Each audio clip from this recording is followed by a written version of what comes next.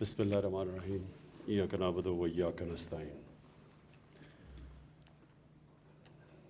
میں سب سے پہلے تو ہمارے یہاں کسان اور کسانوں کے ریپریزنٹیٹیوز بیٹھے ہوئے ہیں، تو میں اپنا پہلے فلسفہ بیان کر دوں کہ کیوں میری نظر میں اس گورنمنٹ کو کسانوں کو ان کی مدد کرنا، ان کو اٹھانا، ان کی مشکلات حل کرنا یہ کیوں ضروری ہے۔ سب سے پہلے تو جو اس ملک کے جو محنت کش طبقہ ہے اس میں مزدور ہیں اور اس میں کسان ہیں، جو سارا وقت محنت کرتے ہیں، سارا سال دعا کرتے ہیں اللہ سے کہ موسم ٹھیک ہو، گرمی میں اور ہر قسم کے موسم میں۔ تو یہ جو محنت کش طبقے کی مدد کرنا ہے یہ اللہ کو خوش کرنا ہے، کیونکہ اس کی خاص طور پہ وہ آواز سنتا ہے محنت کش کی، اور وہ جو کمزور طبقہ ہوتا ہے ان کی آواز اوپر والا زیادہ سنتا ہے۔ تو یہ تو سب سے پہلے تو ہمارا ایک فرض بنتا ہے بحیثیت انسان۔ دوسری بات، اکثریت ہمارے کسانوں کی 90% سے اوپر چھوٹا کسان ہے، اور چھوٹا کسان جس طرح کی اس کو مشکلات کا سامنا کرنا پڑتا ہے اس کی آواز ہی نہیں پہنچتی۔ جدھر پاور بیٹھی ہوئی ہے، جدھر شہر ہے، وہ دور ہے ادھر سے، اس کی آواز ہی نہیں پہنچتی وہاں تک۔ محنت بھی وہ کرتا ہے، مشکلوں کا بھی وہ سامنا کرنا پڑتا ہے، طاقتور کے سامنے بھی اس کی آواز نہیں ہے۔ سارا ایک تھانے دار اگر ایک علاقے میں اگر کوئی ظالم تھانے دار آ جائے تو وہ سب سے زیادہ بیچارہ کسان پستا ہے، اس سے کوئی کچھ بھی نہیں کر سکتا۔ شہروں میں تو پھر بھی لوگوں کی آواز ہوتی ہے، لوگ جمع ہو جاتے ہیں، کوئی مظاہرہ کر دیتے ہیں، کوئی تھانے کے باہر جا کے مظاہرہ کر سکتے ہیں، لیکن وہ دیہات کے اندر وہ کون سنتا ہے اس کی آواز؟ تو وہ پھر چپ کر کے ہر قسم کا ظلم سہتا رہتا ہے۔ تو میں ہمیشہ سمجھتا تھا کہ ہماری اگر گورنمنٹ جس نے ایک پوری تحریک انصاف کی تحریک چلائی، تو انصاف تو کمزور کو چاہیے ہوتا ہے، طاقتور تو چاہتا ہے کہ میں قانون کے اوپر ہوں، مجھے NRO مل جائے۔ چھوٹا آدمی ہے، انصاف کی تو وہ تلاش کرتا ہے۔ تو ہماری شروع سے یہ تھی کہ ہم نے اب کس طرح اپنے چھوٹے کسان کو کیسے اٹھانا ہے اور اس کی ہم کیسے مدد کر سکتے ہیں۔ اور اس کا دوسرا فائدہ یہ ہے کہ وہ ملک کا فائدہ ہے۔ جب چھوٹا کسان اس کا خوشحال ہوتا ہے، وہ تو باہر پیسے نہیں لے کے جائے گا، وہ تو کوئی لنڈن میں فلیٹ نہیں لے گا، وہ اپنی زمین پہ پیسہ لگائے گا۔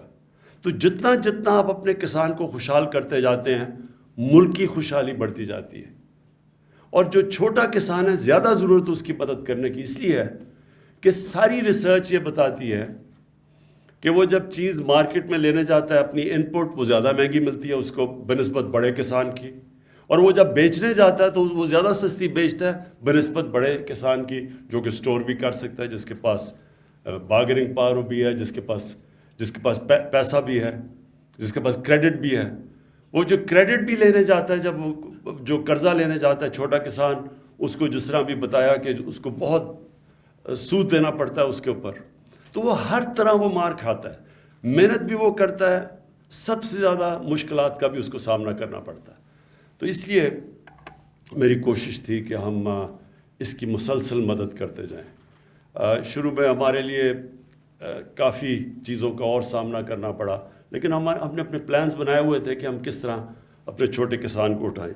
تو سب سے پہلی چیز تو ہم نے یہ کی کہ جو ظلم ہوتا تھا، یہ جو بھی جمشید نے بتایا کہ وہ سارا کسان محنت کر کے اپنا گنا لے کے جاتا ہے شوگر مل کے پاس، تو وہ دونوں طرف سے مار کھاتا تھا۔ پہلے تو وہ انتظار کرتے تھے، وہ کھڑا رکھتے تھے ان کو باہر لائن، کیونکہ میں کافی میرا ٹریول کرتا تھا جب سردیوں میں، تو شوگر ملز کے بعد وہ ٹرک کھڑے ہوئے ہوتے تھے لائنیں لگا کے اپنی وہ گنا لے کے، اور پھر ان کو پھر وہ کٹوتی جو ہوتی تھی ان کی وہ کم قیمت ملتی تھی، وہ تو دونوں طرف وہ مار کھاتا تھا بیچارہ۔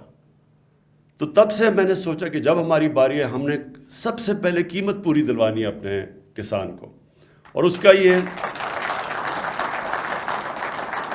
کا کیا فائدہ ہوا کہ جب کسان کے پاس پیسہ آیا اس نے لگایا تو ان کی پیداوار بڑھنی شروع ہو گئی. اور یہ جو آپ دیکھ رہے ہیں یہ تو صرف تھوڑا سا انصاف ملا اس کو کہ اس کی محنت کی قیمت ملی تو اس کی پیداوار بڑھنی شروع ہو گئی. لیکن ہم نے ابھی آگے بہت اس کی مدد کرنی ہے. سب سے بڑی بات یہ ہے جب تک آپ ریسرچ نہیں کرتے, سیڈ ڈیولپمنٹ میں حصہ نہیں لیتے, آپ کی پیداوار کیسے بڑھ سکتی ہے؟ مجھے اچھی طرح یاد ہے ہمارے جو فیصل آباد کی ایگریکلچر یونیورسٹی تھی, اس کی بڑی دھوم دھام تھی, اس کی بڑی کوالٹی تھی. آہستہ آہستہ ریسرچ کے اوپر ہم نے کم پیسہ خرچ کرنا شروع کیا, ریسرچ ختم ہی ہو گئی. تو وہ آپ کے سامنے ہے کہ آپ پیداوار دیکھ لیں, دنیا میں جو ملک ریسرچ کے اوپر پیسہ خرچ کرتے ہیں ان کی پیداوار کیا اور ہماری پیداوار کیا ہے. ہر چیز میں سب سے بڑا تو ہمیں ڈیری میں جو مجھے تکلیف ہوتی ہے کہ ہماری اتنی زیادہ گائیں ہیں, بھینسیں ہیں, لیکن ہماری دودھ ہمیں سوکھا دودھ امپورٹ کرنا پڑتا ہے. اور ہم نے کبھی کوشش نہیں کی. یہ تو بڑا آسان ہے کہ ہمارے اتنے یہ جو ہماری گائے بھینسیں ہیں ان کی دودھ کی ییلڈ بڑھ جائے, ان کی پروڈکشن بڑھ جائے. ساتھ والے چائنا اس کی دیکھ لیں, چائنا کی 3 گنا 4 گنا, یورپ کے اندر 6 گنا زیادہ دودھ کی پیداوار ہے جو ہماری گائے کی ہے. تو کبھی کوشش نہیں کی, ریسرچ نہیں کی, محنت نہیں کی. اور پھر جو پانی کا مسئلہ, اب دیکھیں ہمارے پاس جو پانی کی سٹوریج تھی, ہم سب کو پتہ ہے کہ جب ہمارا سارا پانی کب آتا ہے؟ برسات میں آتا ہے, اور جب ہمارے گلیشیئر پہ گلتے ہیں گرمیوں میں, وہ سارا پانی تو دریا میں تب آتا ہے. تو وہ عقل یہ تھی کہ ہم اپنا پانی کو سٹور کریں تاکہ ہم پانی کو بچا سکیں, تاکہ کسانوں کو ہم زیادہ پانی دے سکیں. اور زیادہ ہماری اتنی زیادہ زمین ہے جو کہ جس کے اوپر ابھی کاشت نہیں کی ابھی, اور ایسی زمین ہے کہ ابھی میرے پاس لوگ آئے, انہوں نے مجھے بتایا کہ انہوں نے بلوچستان کے علاقوں میں جو کپاس اگائی ہے اس کی جو کوالٹی ہے وہ تقریباً آؤٹ اسٹینڈنگ ہے, کیونکہ زمین پہلی دفعہ کاشت ہو رہی ہے. تو ہمارے پاس بڑی زمین بھی پڑی ہوئی ہے, لیکن کیونکہ پانی نہیں تھا اور کبھی سوچا نہیں پانی کی سٹوریج کا, 50 سال کے بعد بڑی ڈیمز بن رہی ہیں پاکستان میں. یہ جو ہم 10 ڈیمز بنا رہے ہیں یہ بہت پہلے بن جانی چاہیے تھی, اور ہمارے کسانوں کے پاس زیادہ پانی اویلیبل ہونا چاہیے تھا. سٹوریج ہمارے پاس ضرورت ہے پاکستان میں سٹوریج کی, تو وہ ڈیمز بنا رہے ہیں آپ, اور انشاءاللہ آپ دیکھتے رہیں گے کہ پانی کی سٹوریج, پانی کا اضافہ ہوگا ہمارے کسانوں کو دینے کے لیے. اس کا اور بھی مطلب ہے, ہم جب فلڈز کی تباہی آتی ہے وہ بھی روک سکتے ہیں. وہ جو پانی تباہ کرتا ہے, اور یہ بھی ابھی جمشید نے اچھی بات کی کہ جو سلیمان پہاڑوں سے جو آتے ہیں, تیز ریلا آتا ہے پانی کا, وہ بڑی تباہی کرتا ہے. اسی پانی کو ہم روک لیں, وہاں اتنی زمین پڑی ہوئی ہے جس کو ہم کاشت کر سکتے ہیں. تو پہلی دفعہ ان کے اوپر بھی اب وہ بڑی ڈیم بن رہی ہے, یہی سلیمان رینج سے جو پانی کو روکنے کے لیے ڈی جی خان میں. تو آہستہ آہستہ اس پانی کے اوپر بھی ہمارا پلان ہے ڈیم بنانے کا.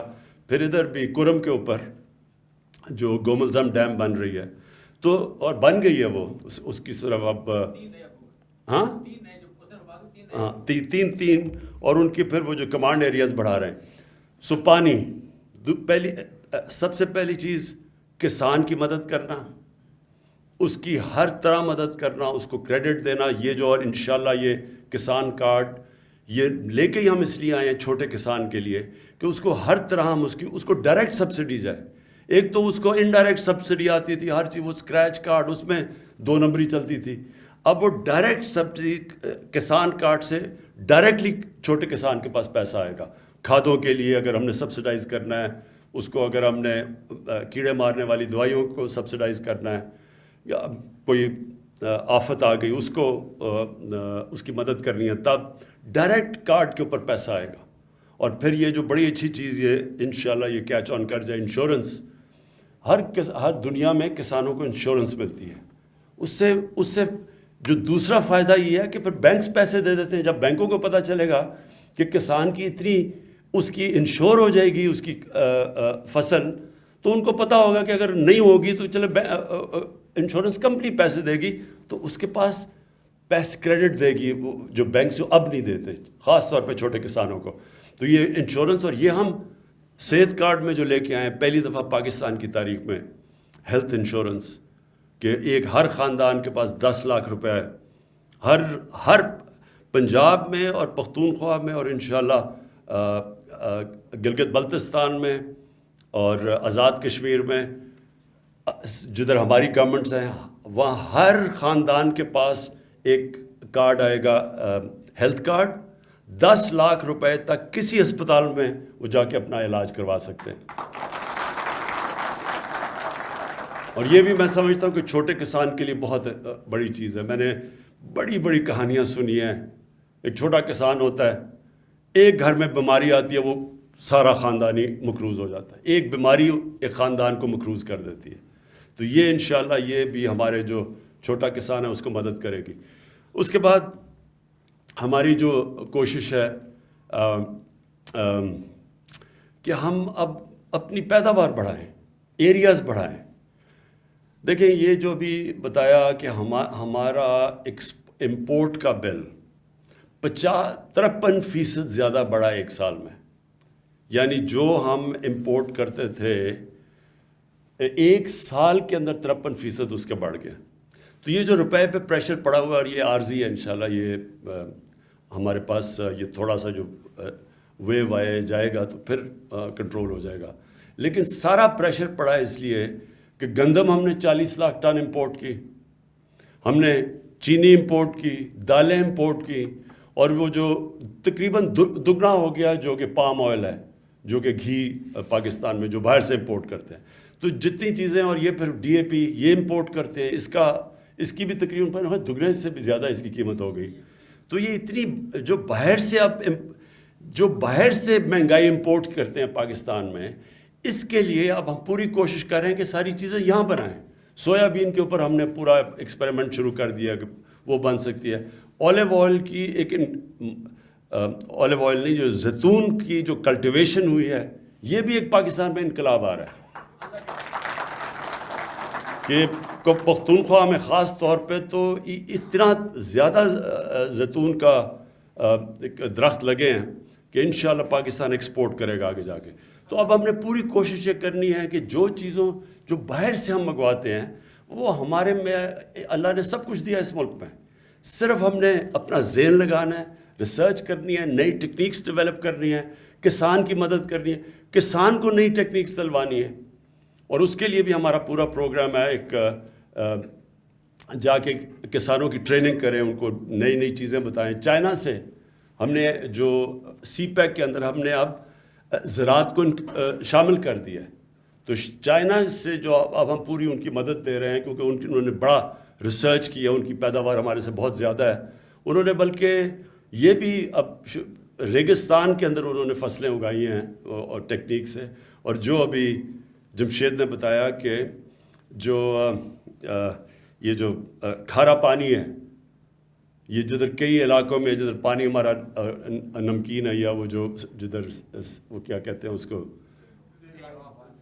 سیم ہے جدھر، تو وہ ان علاقوں کے اندر بھی فصل اگ سکتی ہے، کئی سرٹن ٹائپ فصلیں اگ سکتی ہیں، اور وہاں شرمپ فارمنگ ہو سکتی ہے.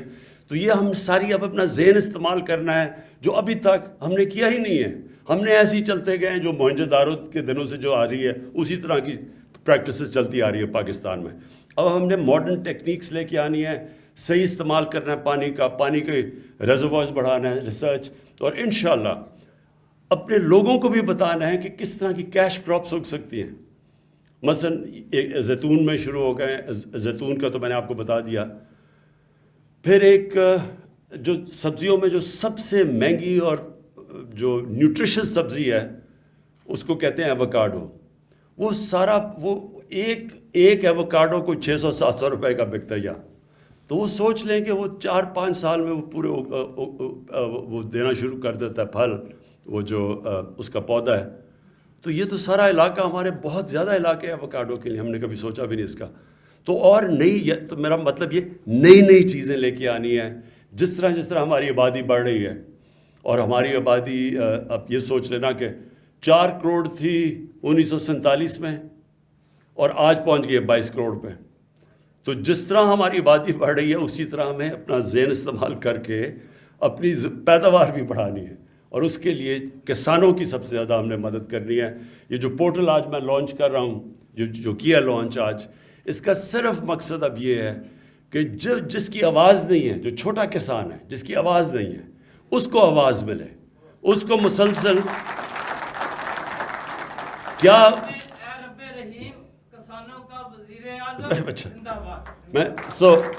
ہماری کوشش یہ ہوگی کہ جس طرح کا بھی ابھی تک اوروں کو تو مل جاتی تھی، مدد مل جاتی، شہروں کے اندر ہمارا پورٹل کے اوپر کوئی بھی کال کرتا ہے، ان کے مسئلے حل ہو جاتے ہیں، لیکن کسانوں کا مسئلہ تھا، تو یہ جو اب اسپیشلی چھوٹے کسان کی اب اس کے لیے ہم نے یہ پورٹل کھولا ہے، جہاں سے بھی وہ کال کرے گا، یہاں ادھر سے جائے گا سیدھا چیف سیکرٹری کے آفس، وہ بالکل اس جو متعلقہ ہیں ان کے پاس جائے گا، اور آپ دیکھیں گے کہ جو سب سے بڑا مسئلہ بیچارے کے جو چھوٹے کسان ہیں ان کو پانی نہیں پہنچتا، ان کا پانی چوری ہو جاتا ہے، یہ ان کا سب سے بڑا مسئلہ بنا ہوا ہے۔ تو ہم انشاءاللہ اس کے لیے پورٹل کے ذریعے یہ انشور کریں گے کہ چھوٹے کسان سے کسی قسم کا ظلم نہ ہو، کوئی طاقتور بھی اس کے اوپر ظلم نہ کر سکے، کیونکہ کئی دفعہ بڑی جھوٹے کیسز کر دیتے ہیں۔ میں کیونکہ میاں والی میں مجھے پتہ ہے، وہ چھوٹے کسان جب میں جاتا تھا اپنے حلقے میں تو سب سے زیادہ کمپلین جھوٹا کیس کر دیا، وہ بیچارہ جا کے تھانے میں کسی کو بند کر دیا، کوئی وجہ، اس کی اب آواز ہوگی انشاءاللہ اس پورٹل کی وجہ سے۔ میں آخر میں آپ سب کو، اپنے کسانوں کو یہ پھر سے تاکید کرتا ہوں کہ آپ نے یہ سمجھنا ہے کہ گورنمنٹ آپ کی ہے، ہم آپ کے ساتھ کھڑے ہیں، آپ کو محنت کی پوری قیمت دلوائیں گے، جو آپ کا محنت کا پھل ہے وہ پورا آپ کو ملے گا، ہر طرح آپ کی مدد کرتے رہیں گے، کیونکہ یہ میں اس لیے نہیں کر رہا کہ آپ کو خوش کرنے کے لیے، کیونکہ یہ میرا ایمان ہے کہ جب ہم اپنے کسانوں کی مدد کریں گے، ہم پاکستان کی مدد کریں گے۔ شکریہ۔